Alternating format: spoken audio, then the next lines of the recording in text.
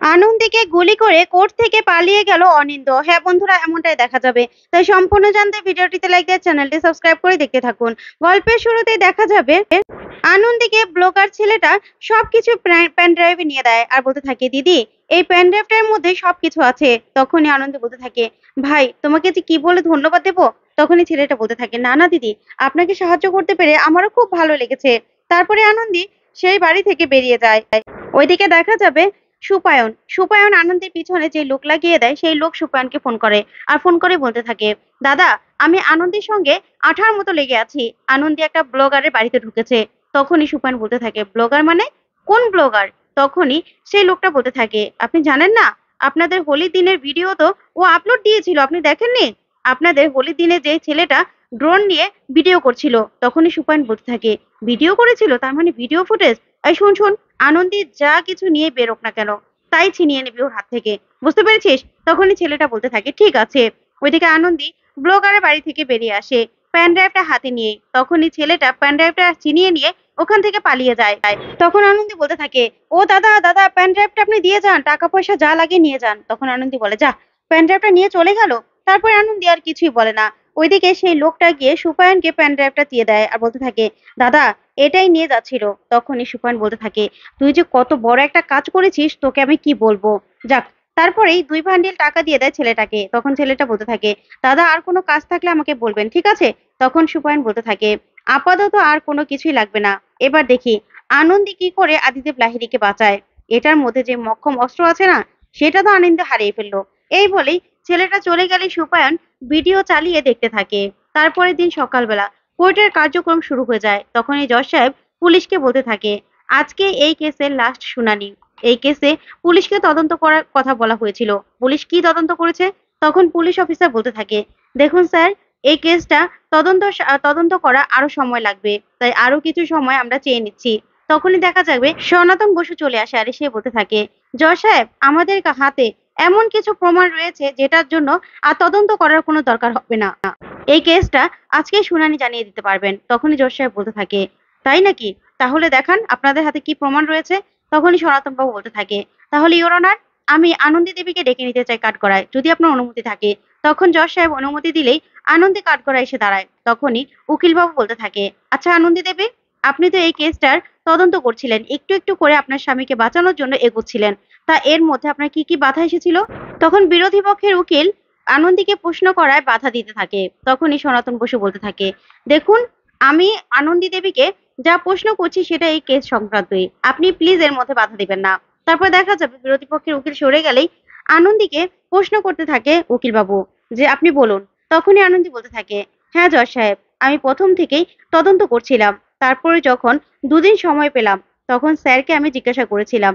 Sir যে বলেছিল যে স্যার সেদিন দিয়া দেবীর উপর অত্যাচার হওয়ার সময় ওই ঘরে ছিলেন। ঠিকই ওই ঘরে ছিলেন। স্যার যখন অজ্ঞান হয়ে যায়, তখন স্যার একটা ভো ভো শব্দ শুনতে পায়। তখনই সেই শব্দের কথা আমাদেরকে জানায়। আর তখন আমরা বুঝতে পারি যে সেই দিন দোলের দিন একটা ব্লগার ভাইয়া ছিল, যার ড্রোন দিয়ে সে ভিডিও করছিল। আর সেই ড্রোনই সেই দিন ওই বারান্দা দিয়ে উঠেছিল। আর সেটারই শব্দ পেয়েছিল স্যার। আর সেই কথা জানা মাত্রই আমি আমার ছোট যাকে ফোন করি। আর সেই ব্লগার পাপনের ফোন নাম্বার নেই। আর পাপনের কাছে দ্রুত আমি পৌঁছে যাই। তারপরে সেখানে গিয়ে যা যা ভিডিও আমি পেয়েছিলাম সবকিছু একটা প্যান ড্রাইভে করে নিয়ে নেই। আর সেটা নিয়ে আসার সময় স্যার ছিনতাই হয়ে গেছে। তখন এই কথা শুনে সবাই অবাক হয়ে যায়, অনিন্দ খুশি হয়ে যায় আর সুপায়নও। তারপর দেখা যাবে জজ সাহেব বলতে থাকে, আচ্ছা ছিনতাই হয়ে গেল, তাহলে আপনি কি প্রমাণ দেখাবেন এখানে? তখন বিরোধী পক্ষের উকিল বলতে থাকে, জজ সাহেব আমি তো আগেই বলেছিলাম, কোনো প্রমাণ উনি দেখাতে পারবেন না, শুধু শুধু কোর্টের সময় নষ্ট করছেন। তখনই আনন্দী বলতে থাকে, হ্যাঁ উকিল বাবু, এরকমটাই হতে পারতো, কিন্তু এরকমটা কিন্তু হয়নি, জানেন তো? কারণ আমি আগেই বুঝতে পেরেছিলাম যে আমার সঙ্গে এরকম একটা কিছু হতে পারে। তাই আমি যখনই ব্লগারের কাছ থেকে প্যান ড্রাইভটা নেই, সেই প্যান ড্রাইভটা আমি লুকিয়ে রাখি। আর যেটা ছিনতাইকারী নিয়েছিল সেটা একটা অন্য প্যান ড্রাইভ ছিল, নকল, যেটার মধ্যে হোলির দিনের কিছু ভিডিও ছিল আর কার্টুন ছিল। তখনই সুপায়ন মনে মনে বলতে থাকে, মেয়েটা এত চালাক, এভাবে আমাকে গোল খাইয়ে দিল। তারপরে আনন্দী এসব বললে সবাই খুব খুশি হয় আর আদিও খুব খুশি হয়ে যায়। তারপরে জজ সাহেব বলতে থাকে, আচ্ছা তাহলে আপনার কাছে কি সেই প্যান ড্রাইভটা রয়েছে, আপনি কি দেখাতে পারবেন প্রমাণ? তখন আনন্দী বলতে থাকে, হ্যাঁ জজ সাহেব। তারপরে আনন্দী সেই প্যান ড্রাইভটা দিলেই সেই প্যান ড্রাইভ থেকে ভিডিও দেখে সবাই এটা বুঝে যায় যে সেখানে অনিন্দ্য লাহিড়ী ছিল, তার 3 বন্ধু সহ। আর আদি ওকে বাঁচাতে গিয়েছিল। তারপরে আদিকে ওরা অনেক মারে আর আদি অজ্ঞান হয়ে যায়, সবকিছু স্পষ্ট দেখা যায়। তখন অনিন্দ্য ভয় পেয়ে যায়। তারপরেই যশ সাহেব বলতে থাকে, এটা তো দেখছি আদিদেব লাহিড়ী নয়, এ তো অনিন্দ্য লাহিড়ী এই কাজটা করেছে। তখনই আনন্দ বলতে থাকে, হ্যাঁ যশ সাহেব, কারণ আদিদেব লাহিড়ী দিয়া দিদিকে বাঁচাতে গিয়েছিল।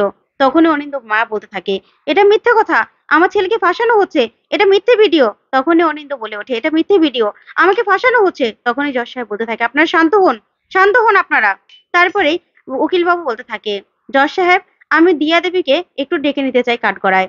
তারপরেই দিয়া কাঠগড়ায় আসলেই সনাতন বসু বলতে থাকে, আচ্ছা দিয়া দেবী, আপনি বলুন, আপনি এতদিন যা বলেছিলেন, আজকে ভিডিওতে একদম স্পষ্ট দেখা যাচ্ছে কে আপনার সঙ্গে এরকম একটা অন্যায় করেছে, আপনি বলুন। তখনই দিয়া বলতে থাকে, হুজুর, আমি এতদিন মিথ্যে কথা বলেছিলাম, এই ভিডিওতে আজকে যা দেখা যাচ্ছে এটাই সত্যি। ওই অনিন্দ অনিন্দ তার বন্ধুদের নিয়ে আমার উপর অত্যাচার করেছে। এখানে যা যা দেখা যাচ্ছে সেদিন ঠিক সেটাই ঘটেছিল। আদিদা তো আমাকে বাঁচাতে গিয়েছিল, আদিদা আমাকে বাঁচাতে চেয়েছিল, আর আমি শুরু থেকেই মিথ্যে কথা বলেছিলাম আদিদার নামে, আমার বাবা মাকে মেরে ফেলার ভয় দেখিয়েছিল।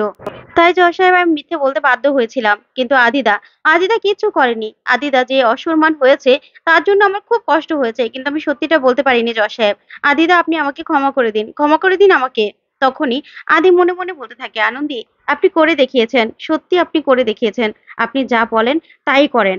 তারপরে দেখা যাবে দিয়া সাক্ষ্য প্রমাণে এদিকে অনিন্দ ভয় পেয়ে যায়। তখন অনিন্দ বলতে থাকে, মিথ্যে কথা বলছে আমার নামে, মিথ্যে কথা বলছে। তখন যশ সাহেব বলতে থাকে, চুপ করুন আপনি, ভিডিওতে স্পষ্ট দেখা যাচ্ছে সেখানে আপনি ছিলেন, আপনি আবারও বড় বড় কথা বলছেন। তখনই অনিন্দ চুপ হয়ে যায়। তারপরেই দিয়া বলতে থাকে, যশ সাহেব, ওনার আমি যথাযথ শাস্তি চাই।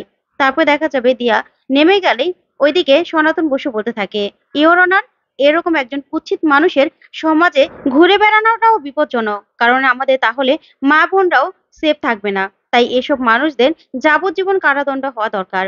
তাই উনি যা যা অন্যায় করেছেন তার জন্য ওনাকে শাস্তি দেওয়া হোক। তখনই জজ সাহেব রায় শোনাবে।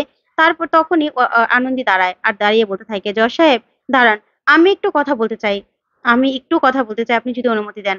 তখনই জজ সাহেব বলতে থাকে, আপনি কি বলবেন কাঠগড়ায় এসে বলুন। তখনই আনন্দী বলতে থাকে, জজ সাহেব, আমি সত্যিটা সামনে আনতে একটা মিথ্যার আশ্রয় নিয়েছিলাম।